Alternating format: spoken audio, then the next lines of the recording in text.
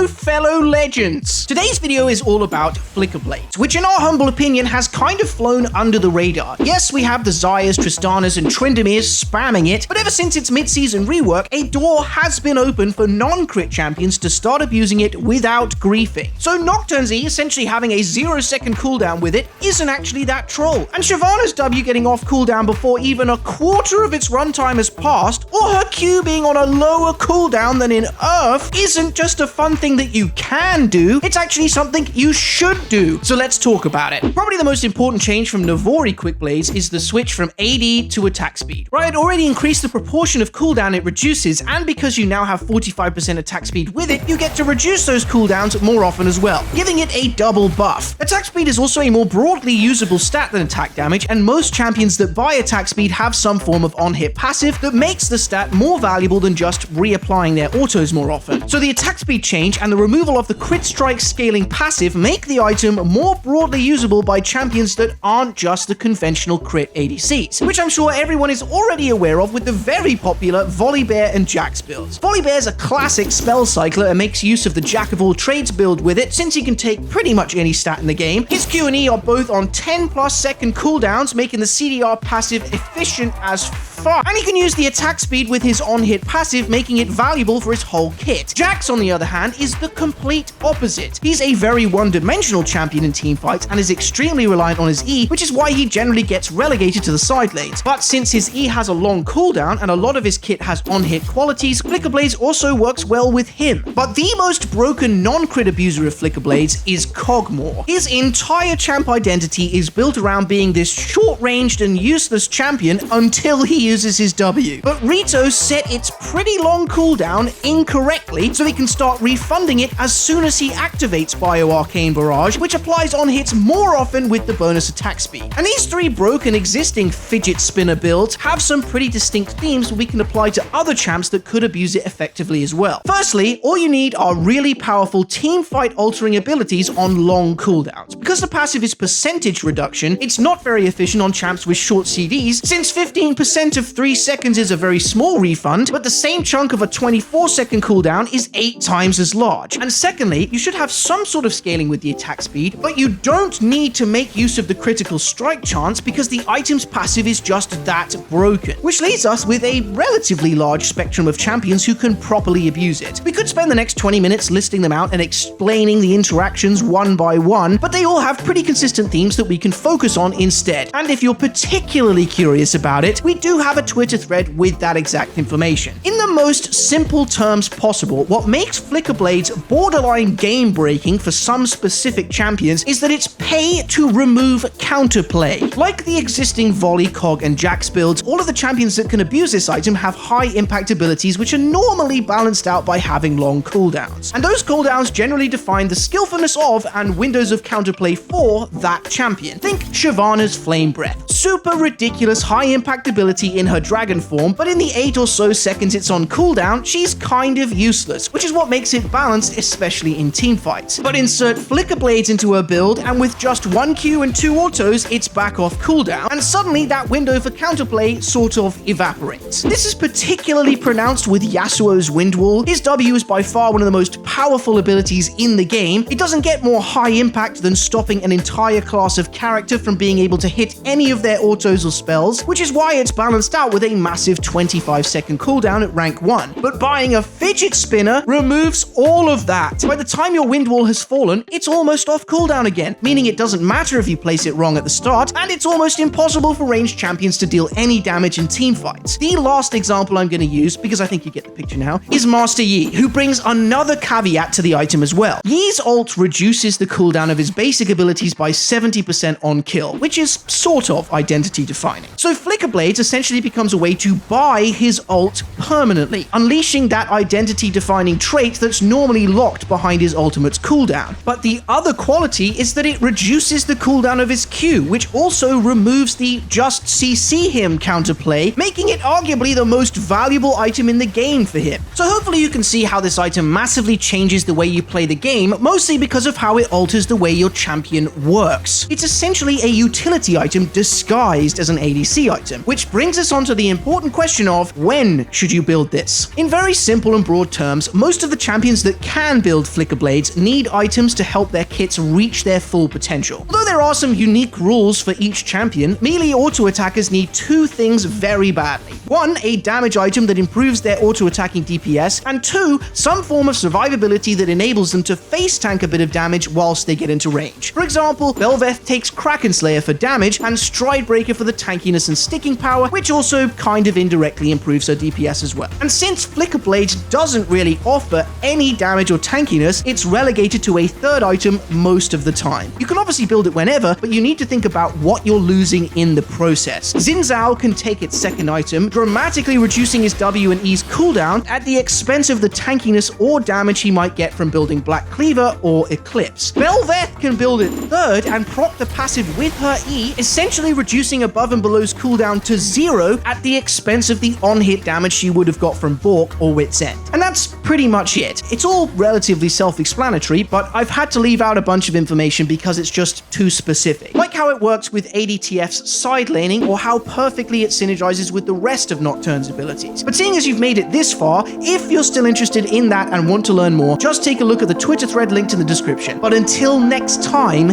good luck and have fun.